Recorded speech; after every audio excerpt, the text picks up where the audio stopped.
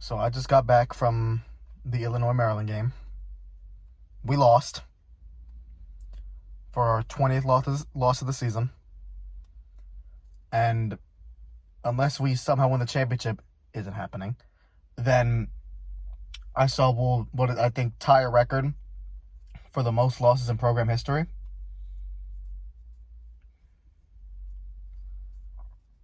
And that just makes you wonder, how many teams play Division I basketball?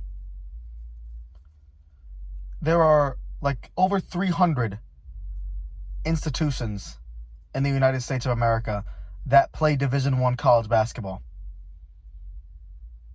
I think it's like 350 or something. It's something like that. There's over 300. I know that. There's over 300, and my parents chose this school to go to. I didn't go there because I wasn't smart enough, or I didn't think I was smart enough. Maybe I was. I don't. What would be smart of me is to not support this team. That's what would be smart of me. That is what would get me in there. But no, this is now I think 15th game I've been to. I think that makes our record on there 11-4, and two of those losses have come this year, just because this is the most games I've ever been to in a season. I think tied with freshman year of high school, so 19-20, the season where we were comp, but of course it got canceled by COVID. That's just typical Maryland things to have one of your best seasons since the championship get canceled by a pandemic. I know other teams had to deal with it, like Dayton, San Diego State, and San Diego State. Maybe they recovered, made the championship, but Dayton, they haven't recovered since then. So maybe I'm privileged saying that, because at least I've still seen my team be good. What have they done since then? But I don't care. But it's so Maryland to have one of your best seasons be canceled by a pandemic. And we had Jalen Smith, Andy Cowan. That was such a talented team. And I've seen so many Maryland say, oh, that team was going to win it all, go to the Final Four. We had Mark Turgeon as our coach. We weren't doing anything. And I've got to try not to swear in this video, because even though I swear a lot, I am going to, this one's actually going to be public. Is like a regular season review / more of an Illinois game review. But I'm going to talk about the season. But first, we got to talk about the Illinois game. But yeah, that team wasn't going anywhere with Mark Turgeon as our coach. Hopefully Buzz Williams can get us something. But I mean, so far it's not looking good. It's not looking good. It's not looking good. It hasn't looked good all season. The most hype I've been was when we tied that game. That was the most hype I've been at a Maryland game all year. And maybe the most hype I've been about a Maryland game, during a Maryland game all year. Just because, I genuinely lost my mind. I've been drinking some soda. Not drinking, but drinking some soda. So my voice isn't as hoarse as it was at the game. But my friends who were there with me, they can attest. During the game, my voice was gone. When I wake up tomorrow, it's going to be gone again. Yeah, I did all that for nothing. And I waited for my friends, because they were later than I told them to be. Way later. Shout out to you. I'm not going to say your name, because this is public, but you know who you are. You're watching this. You know who you are. You were late. Very late.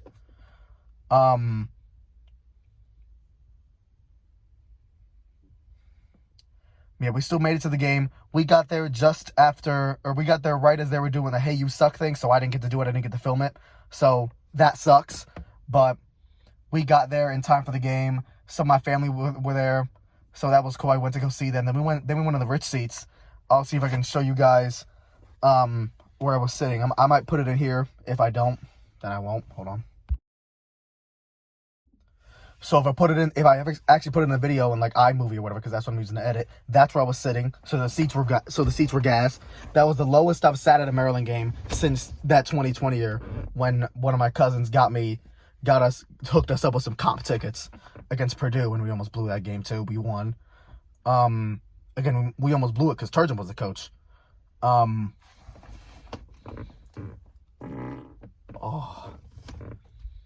But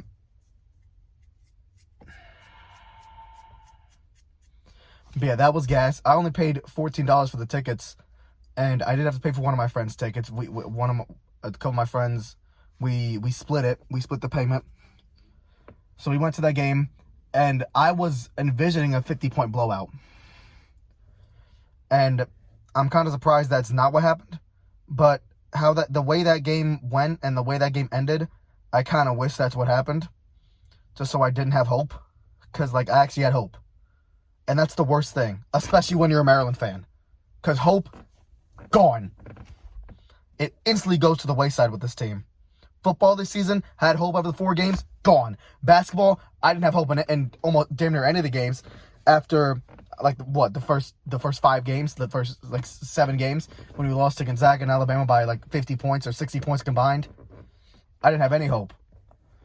I mean, I would always, I hoped we would win, but it was desperation more than hope. But, during the Illinois game and during the Michigan game earlier, I had hope. Then we lost by 18, and I wanted to break something. I was so mad. That was the angriest I've been at a Maryland game in a while. But today I was pretty angry. I was putting on for my friends. I was clip farming for my friends, but I was angry. Especially when Keaton Wagler missed those 2 free throws around the 8:40. I think the 8:48 mark. I checked it earlier. At the 8:48 mark, Keaton Wagler missed 2 free throws. And he got his own rebound and got fouled again and made 2. And I was just wondering, how does that happen at the collegiate level? Let me see if I'm going to try and put a clip in of me reacting to it. Because one of my friends was recording me all game. So I'm going to see if I can put a clip in of that. And Wagler misses the first play. He's averaging over 20. He left it short. He got his own miss. And he's fouled. So the 4th foul on Mills. So that's a big one. Yeah, Wagler.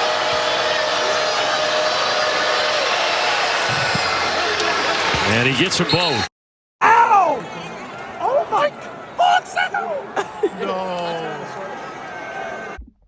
If I put it in there, that's the clip. I was very mad. And I know if you see that clip, I look terrible, but I don't care. I've had to stress eat a lot because this team, but this team isn't. It's not. That's not an excuse though. That's not an excuse for looking like this. But how does that happen at the collegiate level? I was just thinking, if the shooter's here, when you're shooting a free throw, and this is at any level of basketball, when you're shooting a free throw, the team that's on offense, the shooting team, they have the guy at the line, 2 guys in the middle on each side of the court. So that's 3 people. The defending team has guys on either side of the guy on the side. So they have 4 people. 4 people. And so 2 people were able to box at the shooter. Neither of them boxed at the shooter because the ball went off the front rim, went right back to him. All you have to do is put a body, or if you're right here, just go like this, box out. They teach you that in elementary school. And again, everyone on that court has been playing basketball their whole life. Everyone on that court has probably been playing basketball their whole life. How does that happen? That is little league stuff. They don't want to do the fundamentals. Stuff like that is why we have 20 losses. Stuff like that is the reason we've lost 20 games this year. And we're going to lose our 21st. That is why. Because we can't do the simple things. If you can't do the simple things, you can't do the difficult things. All we had to do was box out. But no, we gave them 2 free points because of that. And oh my God, the amount of free throws they shot. They shot so many free throws. And it's not like obviously we were complaining about the refs a little bit. But, obviously Maryland fans were going to complain. Any fans are going to boo when a call doesn't go their way when it's a review. But I don't think they were bad. They might have been a little bad. But, it was manageable. It should have been manageable. Even for a team as bad as us. But, oh my God. I'm too overweight to be screaming like this. But the amount of free throws they got, and again, it wasn't because of the refs. It's just because we can't defend the paint. You know why? Because our tallest player is 6'9". 6'9". That's a power forward height. Against 7-footers. Let me check Illinois' roster. Give me a second.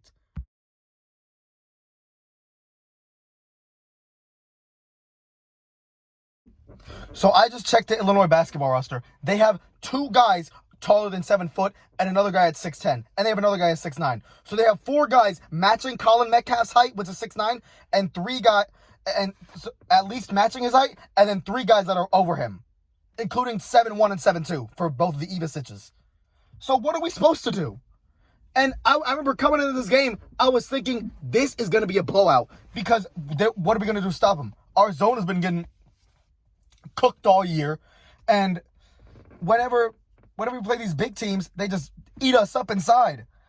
Pause. But like they just dominate us.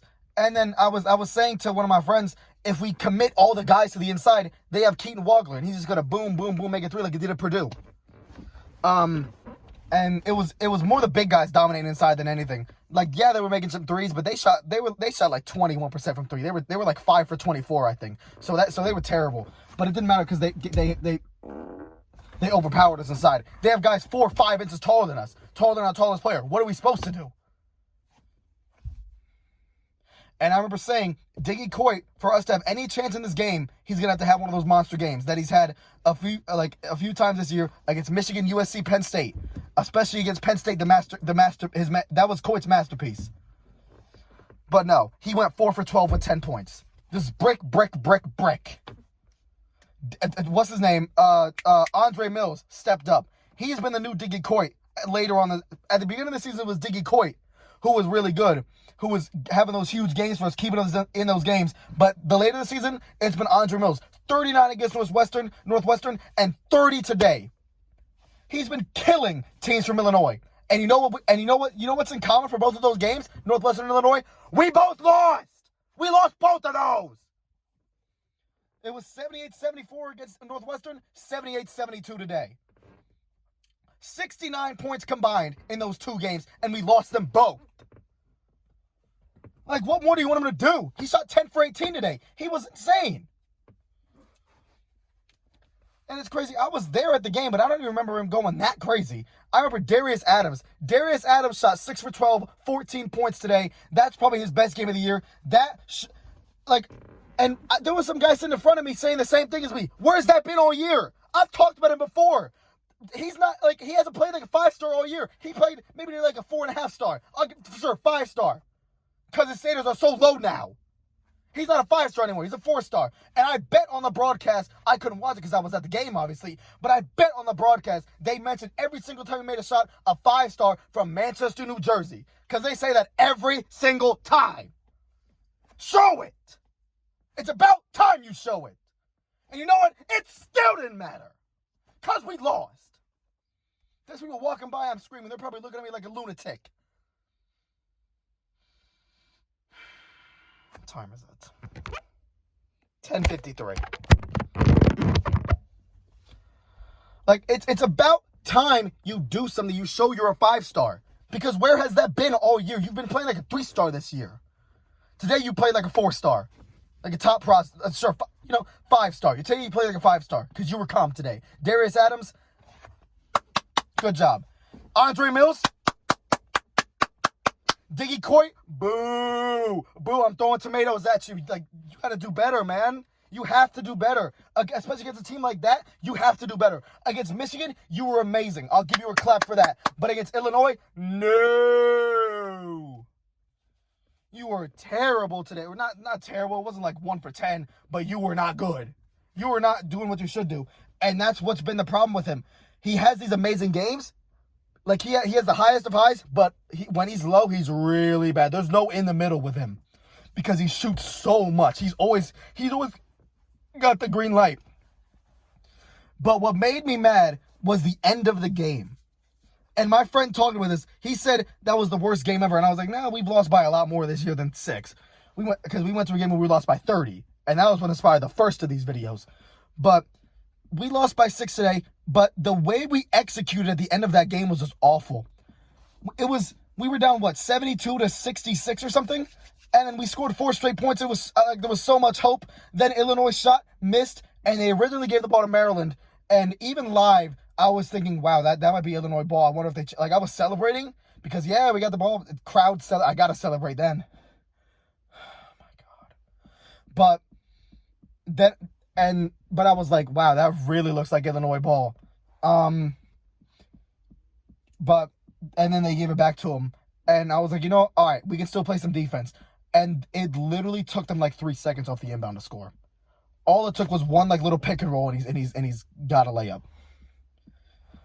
And then did we score again? I think we might have scored again after that. Yeah, and then it got to 76-72. So a few free throws later, it was 76-72, and Illinois threw up 2 bricks, thick bricks from the free throw line. We had like 15 seconds left. Adams got the rebound, the 5-star. I think it was him. It was either him or Watts, but I'm pretty sure it was Adams. He got the rebound. He bypassed the 3, which everyone wanted him to shoot the 3. You're down 4 with 10 seconds, 12 seconds, shoot a 3. But no, he drove in and took it up on a 7-footer. It got swatted like a fly, swatted like a Twitch streamer. They got the rebound, foul, game over. And I remember I was saying in the moment, Illinois tried to hand us the win. They tried to hand us the win with those 2 free throws. And we were like, no, you're too kind. You have it back. That is why we can't win these games. Because even when teams try to hand it to us by bricking 2 free throws, we're just like, no, you have it back. I'm going to drive on a brick wall and, of course, get my shot blocked instead of shooting a 3. Speaking of not shooting a 3, we were down by 4. A minute left. It was the worst possession I've ever seen. We wasted 20 seconds off the clock. And the play was drawn for Saunders. I could tell the play was drawn for Saunders. He came off a screen, and he had an open look, but he bypassed it, and he passed it out. And Buzz Williams, I'm going to see if I can put the clip in. Buzz Williams was so mad. He slammed his hand on the scorer's table, or on the whatever table, because he was so mad. And honestly, I don't blame him. And then he called a timeout with 9 on the shot clock, and Dickie Court made a shot. Would he have made it if he didn't call timeout? I don't know.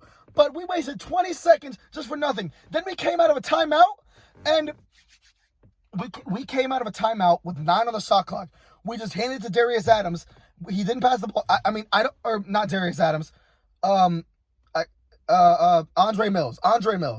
I hope I haven't been saying Darius Mills this time, because I've said that a lot this season, and I'm angry now, so my thought is messed up. But we handed it to Andre Mills with 9 on the shot clock. We just said, let him go to work. No pass, no play drawn up or anything. It was like a full NBA, like ISO kind of play.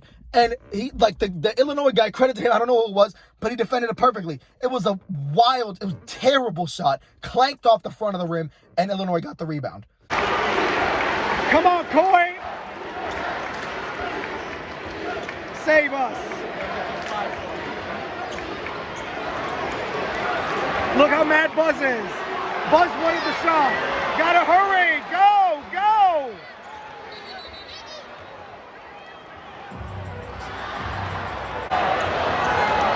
Put it up! Shoot!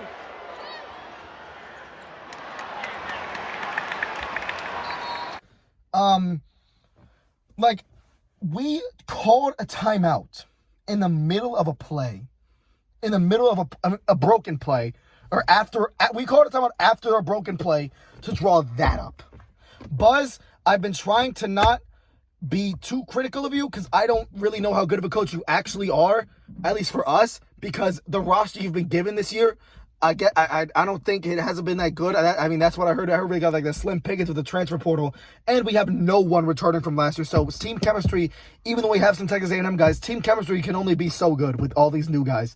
But Buzz, that was a terrible play. That wasn't even a play. That was just give it to Darius Adams, get out the way. And that's not bad, but it's like on him and on Adams, or did I say Adams? Andre Mills. Give it to Andre Mills and get out the way, which, I mean, it was working today, but at the same time, it didn't work then. It really didn't work. That was 100% smothered. All in his face. That was perfect defense. And he bricked the 3. Illinois got the ball, shot some free throws, and ended up winning the game. But at the end of that game, our defense was just all. I think I remember saying during the game, Like, I think Maryland's like a revolutionary program because their defense in these games is like, it's a revolutionary defense. It's a new style of defense called free points. That's what it's called. It's called free points for the other team. I think that's what Buzz has been telling his guys, and other players have bought into it. Listen, all right, he just called when Illinois is coming down the court, and Buzz Williams is yelling at the players at half court. He's yelling free points, and all the players are like, oh, run free points. So they just give him the lane, and he just drives and takes a wide open layup. Wide open because he's five inches taller than our tallest guy. It's a free points defense. It's revolution. I've never seen anything like it. It's crazy. Great job, Terps. Great job inventing a new way to play defense. Not playing defense! Like, I know we only give up 70 points or 78 points, and the average for a college basketball game is like 73. But late in that game, we were running free points every single play. Every play was free points. It was so easy for them. We would try to keep up. We almost kept up with them. We just didn't have the oomph to get over the line. And that's what happens that's why we've only won 11 games, and they've won 24. This is the 24th win. That was our 20th loss. That's why we're 11-20, they're 24-7. Because they have that extra oomph, even in these tough games like this, where you're not supposed to be playing this bad, or the other team isn't supposed to be playing this good, but they are. Both of those things are happening, but they've still got the extra oomph to do that.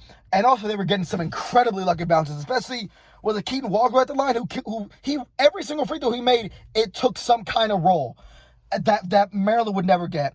And I remember saying a couple times, if we would block a shot, then the follow through of the block would hit the guy's wrist. I don't know if that's a foul. I mean, I've been watching for a while. I probably should, but I don't know if that's a foul. But I remember saying, if Cam Boozer did that, that's not a foul. If Cam Boozer blocks a shot and grazes the shooter's wrist and the follow through of the block, that's not getting called a foul. If Cam Boozer does that, it's on ESPN the next day. Like, oh, what a block by Boozer. But if Colin Metcalf does it, it's, foul, Maryland. Or what is it? I don't know what the block or block. I don't know what the thing is because I know holding in football. But, like, if Cam Boozer did that, it's on SportsCenter Top 10 the next day. And SVP is talking about it. SVP, I'm sorry. Like, I don't know. I feel bad for SVP. Yeah, SVP is going to be covering it on his, or whoever's on ESPN is going to be covering that the next day on the SC Top 10. Like, I had to deal with 1, my friends being late, 2, the game itself, 3, my voice, 4, all of my friends trolling, especially, I'm not going to say your name, especially the one with the YouTube channel. That's what I'm going to say, especially the one with the YouTube channel. Like, he was on his worst behavior today. I've never seen him like that.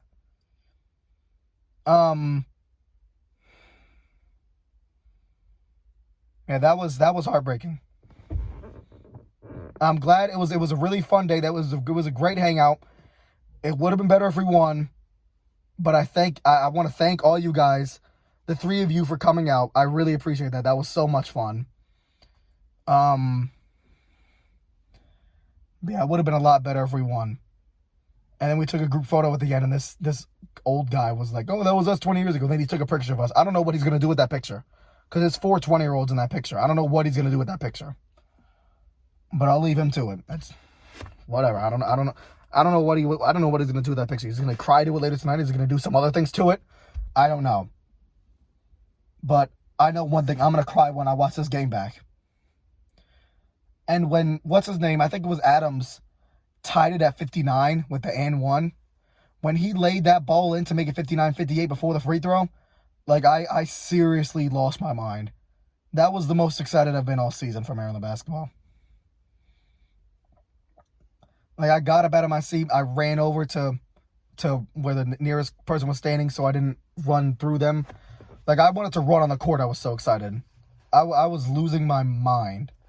All of that's loose. Drove out there 2.5 hours.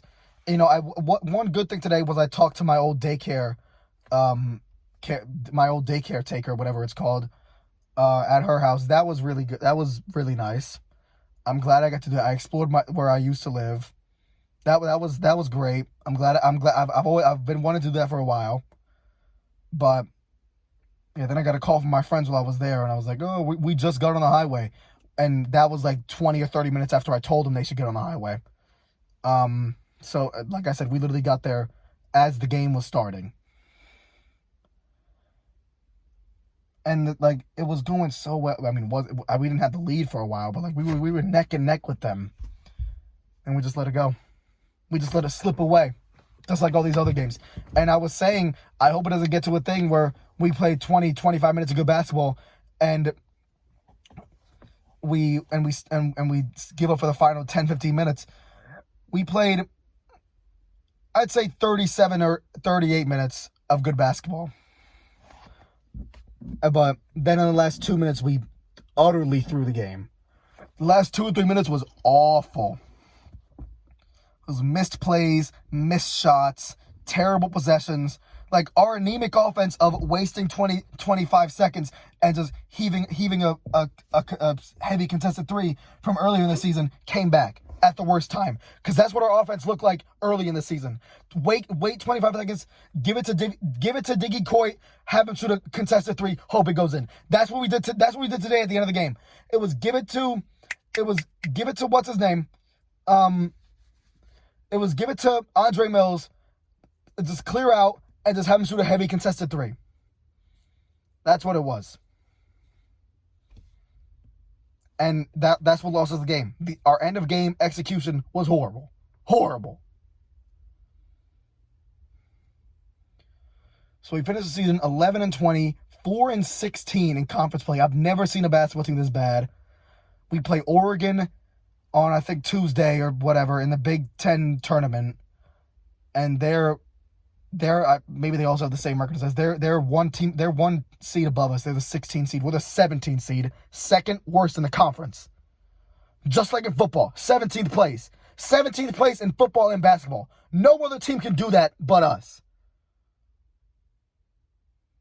And we'll play Oregon in the Big Ten tournament, tie the record for most losses, then end this terrible nightmare of a season. This disaster of a season. Kevin Willard set this program back years. It's so Maryland to have your best season since your championship in 2002 be ruined by a guy completely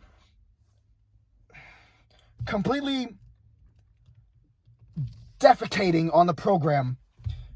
And I'm sure a lot of the stuff he was saying was fair, but again, you don't do that during the tournament. But if it was really that bad, then he had to get it out. And if it was that bad, I looked to the athletic director. What's his name? Daryl? I forgot what his name is. Daryl Pines? What are you doing? What are you doing? Like, a coach isn't going to lash out like that during a tournament for no reason. He's got to have a reason. And Kevin Willard, I don't know if he was the greatest coach, but he was good enough to get us to that tournament. I mean, a lot of fans wanted him gone, especially after his second year, which he maybe should have been fired in hindsight. But, like, if he's going to completely crap all over the program during March Madness in our best tournament in years, he's got to have a reason. He wouldn't do that for no reason. So that means Daryl Pines and the University of Maryland, or whoever's, it might have been Jim Smith at that time who was the athletic director. We need to take a look inward, not outward. We need to look inward. Like, wow, something is wrong. If he's gonna, I don't want anybody to hear me. But like, we need to look inward. Like, wow, he just crapped all over us in a press conference after winning a huge game. At the best Maryland basketball moment in the years, the Derek Queen shot.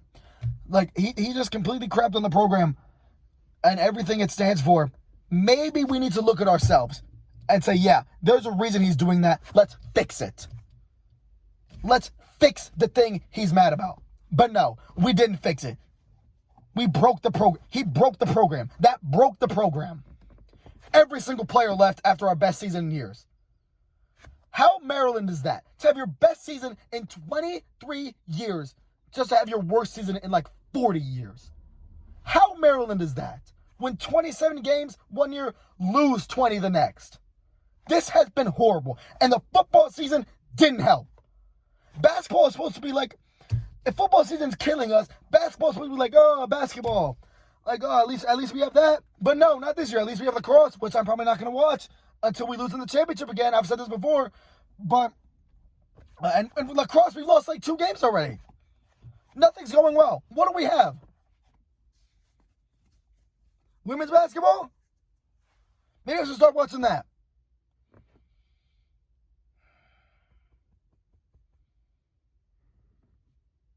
Like, there's like 130 college football, D1 college football teams, and 350 D1 college basketball teams, and out of all of them, my parents chose Maryland. So many teams to choose from, and they picked Maryland. And then they raised me to be a Maryland fan.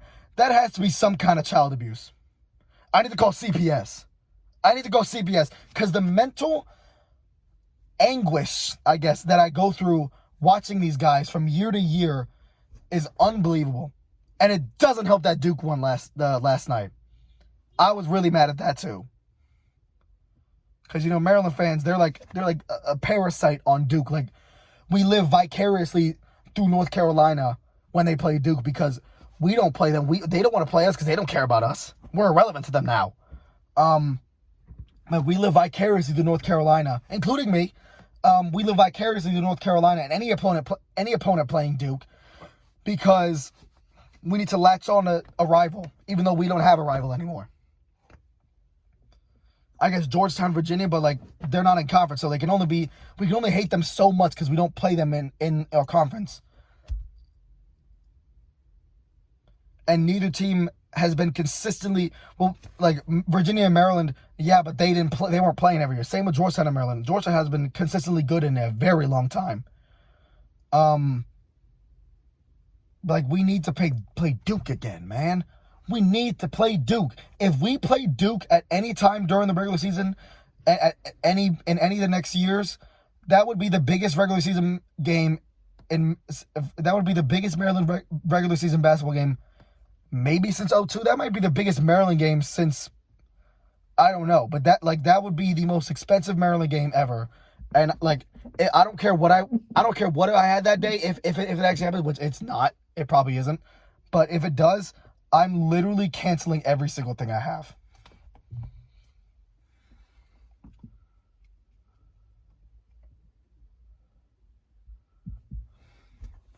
If that happens, I don't care what my plans are that day. I am canceling everything during game time. But that's not going to happen because they don't care about us. Which I don't blame them. Why would they schedule us? If they win, wow, you beat Maryland. You beat a team you're way better than. But if you lose, you're looked at as frauds. It's just like why teams don't schedule mid-majors like Miami of Ohio. They're 31-0, but nobody wants to schedule them, and they're not getting a lot of respect because they have an easy schedule. But like they're reaching out to these programs, they just don't want to play them because what's the point of playing a mid-major team? They treat us like a mid-major team because that's what we are now. We're good one year, terrible the next year. Good, terrible. Decent, terrible. Alternating missing and making the tournament every year since 2017. 2017, make, miss. Like, can we get some consistency? Please. That's all I want. All I want is some consistency. We've been consistent this year, consistent in losing. You hear my voice, I sound like an 80-year-old. I sound like Dick Vitale. Like, can't we just be good? Like, consistently good? That's all I want. I don't expect a championship. I just expect it's like that Browns guy said. I don't expect a championship. I just expect you to be watchable. And we haven't had a lot of watchable games this season.